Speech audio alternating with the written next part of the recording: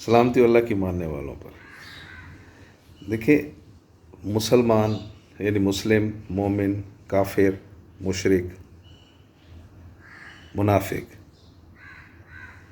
اگر لوگوں کو کہو نا، جب اللہ کہہ رہا ہے کہ اکثریت سورہ یوسف میں کہہ رہا ہے اکثریت جو مسلمانوں کی ایسی ہے میرے ساتھ شریک ٹھہراتی ہے، تو اگر کسی کو کہو نا یہ کافر، منافق، مشرک، فاسق، فاسد، جاہل، وہ کہتے بھی تو کہہ نہیں سکتا، تو فتویٰ دے رہا ہے۔ لہٰذا برائے مہربانی قرآن مجید پڑھیں ترجمے کے ساتھ، خالص ترجمے کے ساتھ، اس میں شرک نہیں کرنا۔ ارد گرد کی کتابوں کا، اپنے مولویوں کا، اماموں کا، یا اپنی منطق، اپنی سوچ کا شرک نہیں کرنا اس میں، ورنہ مشرک ہو تم۔ حکم کا مطلب بھی تبدیل ہو جائے گا، نصیحت بھی تبدیل ہو جائے گی، سسٹم ہی تبدیل ہو جائے گا اس کا۔ تو جب اس کو پڑھیں گے تو پھر اپنے اندر جھانکیں کہ آپ نام، شکل، حلیے، ثقافت سے مسلمان بنے ہوئے۔ تو یاد رہے کہ مسلمان جو خود کو کہتا ہے اور اللہ کی کتاب پڑھ کے اپنے آپ کی اصلاح نہیں کرتا، تو وہ کافر بھی ہے، منافق بھی ہے، مشرک بھی ہے، فاسق بھی ہے، فاسد بھی ہے، ظالم بھی ہے، فاجر بھی ہے، بدترین خلائق بھی ہے، چوپائوں سے بھی زیادہ بدترین مخلوق ہے۔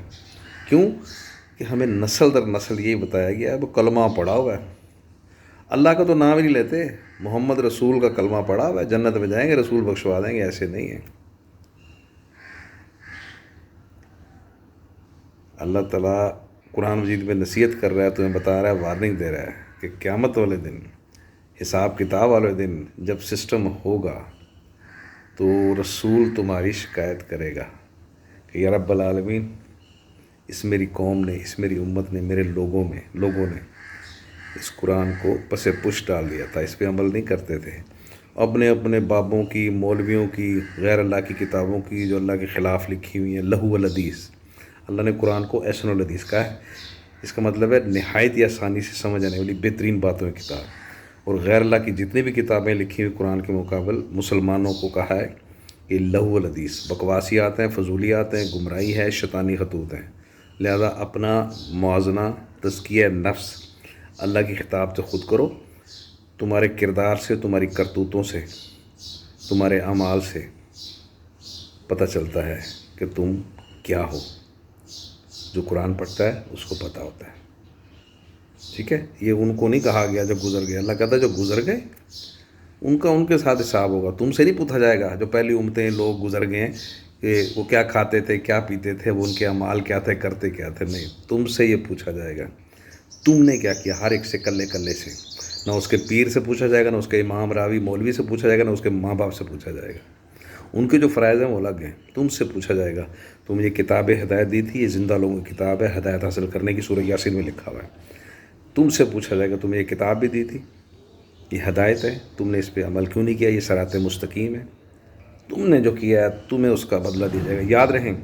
یاد رکھے کہ دنیا میں جو غلطیاں آپ کریں گے، دنیا میں سزا پہلے ملے گی، آخرت میں نہیں۔ میں ایک بریلوی سے ملتا ہوں، وہ کہتا ہے نہیں جائیں گے جنت میں سارے، پہلے سزا بھگتیں گے پھر جنت میں جائیں گے۔ کیوں؟ وہ نعتیں پڑھتا ہے اور بس عجیب و غریب باتیں کرتا ہے، رسول کی، غوث کی، رنگ برنگی بابوں کی باتیں کرتا ہے، تہمتیں لگاتا ہے، توہین رسالت سے کہتے ہیں، گستاخی رسول بھی کہتے ہیں، اللہ پہ بھی تہمت لگانا۔ حالانکہ اللہ تعالیٰ قرآن میں کہہ رہا ہے کہ یہ لکھوا کے لائے ہیں کہ جنت میں جائیں گے، ہرگز نہیں، ایسا نہیں ہوگا۔ اور وہاں ابدی سزا ہے، ابدی بخشش ہے، فار ایور۔ وہاں کوئی دنیاوی جیل نہیں ہے کہ سزا کاٹی اور اس کے بعد آپ ٹھیک ہو گئے تو پھر کر رہے ہیں۔ دنیا میں بھی اگر آپ ٹھیک کر رہے ہیں تو اگر آپ نے غلطی کی ہے تو دوبارہ ڈھک دیں گے تو آپ کو، وہاں تو کوئی حساب ہی نہیں، وہاں مستقل ہے، اور یہاں بھی سزا ملے گی اور وہاں بہت زیادہ سزا ملے گی۔ لہذا اپنے کرتوت ٹھیک کر لو۔